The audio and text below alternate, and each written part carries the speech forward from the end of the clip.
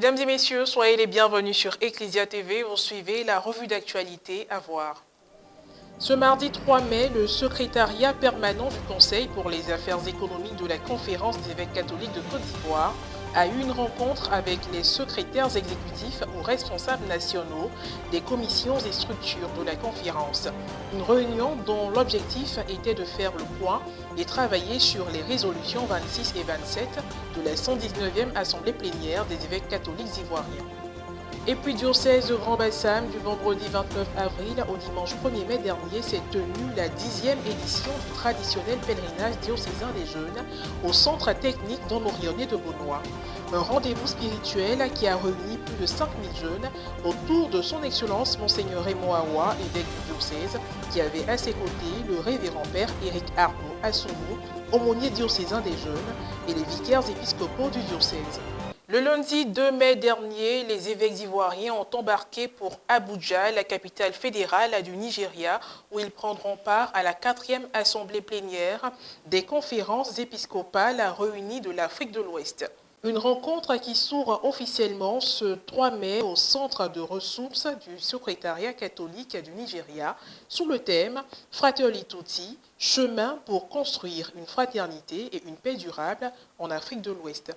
Aussi, d'autres sujets tels que la culture de la fraternité sociale, la gouvernance pastorale, la bonne gouvernance, la sécurité et l'accaparement des terres seront au cœur des différentes conférences. Ce mardi 3 mai a eu lieu à la salle de réunion de l'évêché de Yopougon une conférence de presse en prélude à la messe d'ordination épiscopale de Monseigneur Jean-Sylvain Émien Mambé, nonce apostolique au Mali. Elle a été animée par les révérends pères Augustin Aubron, chargé de communication de l'archidiocèse d'Abidjan, et Magloire Aka Echindra, secrétaire adjoint de la curie diocésaine de Yopougon, en présence du père Patrick Ossin, tous membres du comité d'organisation de la cérémonie d'ordination qui se déroulera le samedi 7 mai prochain en la cathédrale Saint-Paul d'Abidjan-Plateau.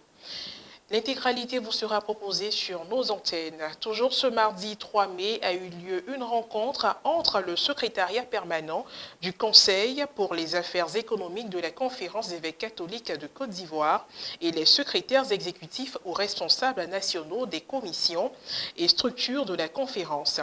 Cette réunion a été animée par les révérends pères Émile Sialou, secrétaire permanent pour les affaires économiques, Emmanuel Ouéina, secrétaire général de la Conférence des évêques catholique de Côte d'Ivoire, et Richard Kissi, membre du Conseil pour les affaires économiques de la Conférence des évêques catholiques de Côte d'Ivoire.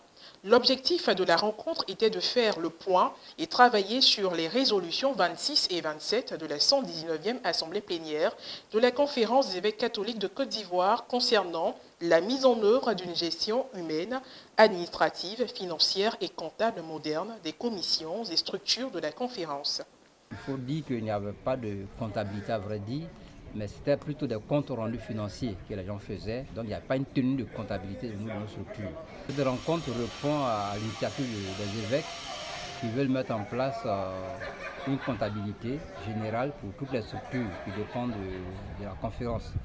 L'objectif d'aujourd'hui, c'était donc d'informer les différents responsables, les secrétaires exécutifs nationaux et les recteurs qui prennent connaissance et qu'ensemble avec eux nous puissions élaborer un plan comptable, une stratégie pour pouvoir parvenir à une comptabilité au sein de nos structures. À la fin de la séance de travail, une visite a été effectuée sur le chantier de construction de la Cité de la Paix, faisant face aux appartements situés dans les environs du siège de la conférence épiscopale. Une initiative qui a permis à chacune des personnes présentes de constater l'avancée des travaux.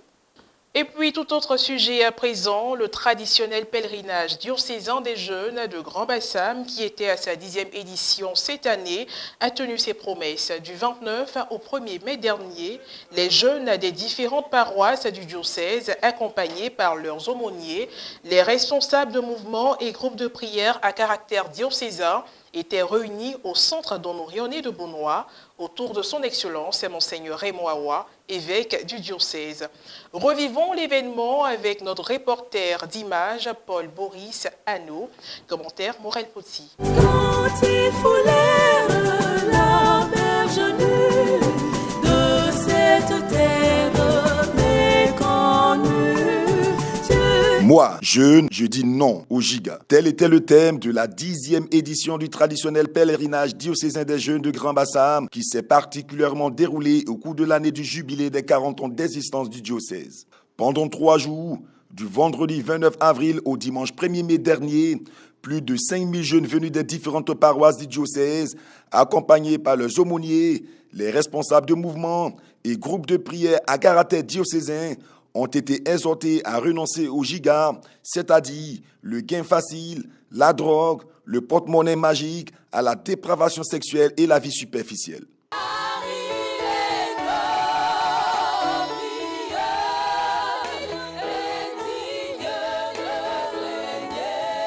Le vendredi, les pèlerins réunis au sanctuaire Notre-Dame de la Garde de Beaunois ont vécu un moment d'adoration conduit par le père Fidel Tano, recteur du sanctuaire. La cérémonie d'ouverture a été présidée par son Excellence Monseigneur Raymond Awa, évêque du diocèse de Grand-Bassam. Je pense que vous serez renouvelés. À partir de ce pélé, vous ne serez plus des esprits sans intelligence, mais esprits avec intelligence qui sont venus faire une nouvelle rencontre avec le Seigneur Jésus.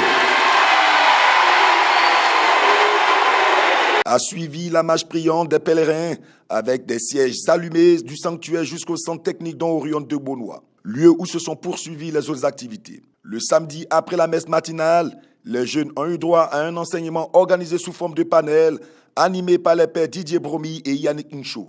Évitons la facilité et engageons-nous dans la voie de l'effort. Aujourd'hui, Jésus va te prendre, il va t'arranger et il va te...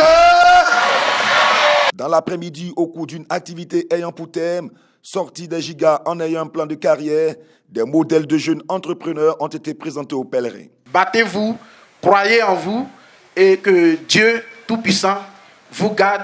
Moi, je fais des formations sur le domaine du digital et je sais à quel point c'est important. Le chapelet de la Divine Miséricorde proposé cette année a été récité. La soirée culturelle a été précédée par le chemin de lumière avec la procession du grand siège allumé pendant que les petits sièges étaient tenus par les pèlerins depuis leur place. 10 années d'expérience spirituelle et éducative avec les jeunes, cela se fête. Les dispositions ont donc été prises pour que cet anniversaire soit symboliquement célébré autour d'un gâteau. Le dimanche matin, dernier jour du pèlerinage, quelques pèlerins ont bien voulu s'exprimer. Déjà, il faut dire qu'il y a de plus en plus des petits frères d'un certain âge qui participent. C'est déjà une bonne initiative. Ensuite, concernant le déroulement de l'activité, on va remercier le Seigneur. On a eu un peu des contraintes de temps, mais dans l'ensemble, c'est bon. Surtout l'adoration d'hier qui a été un moment intense de ressourcement avec le Seigneur. Le pélé fut très extraordinaire. Grâce à ce pélé, il y a eu à ressortir certaines émotions que je ne pouvais pas, mais vraiment avec l'exposition du Saint-Sacrement. J'ai fait de très belles rencontres. Je me suis plus familiarisée avec mes camarades de la paroisse.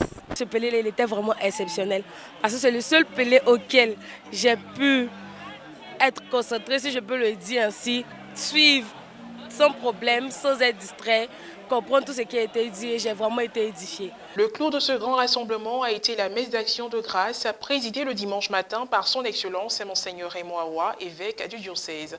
Nous y reviendrons dans nos prochaines éditions. Et puis pour terminer, le journalisme sous l'emprise du numérique.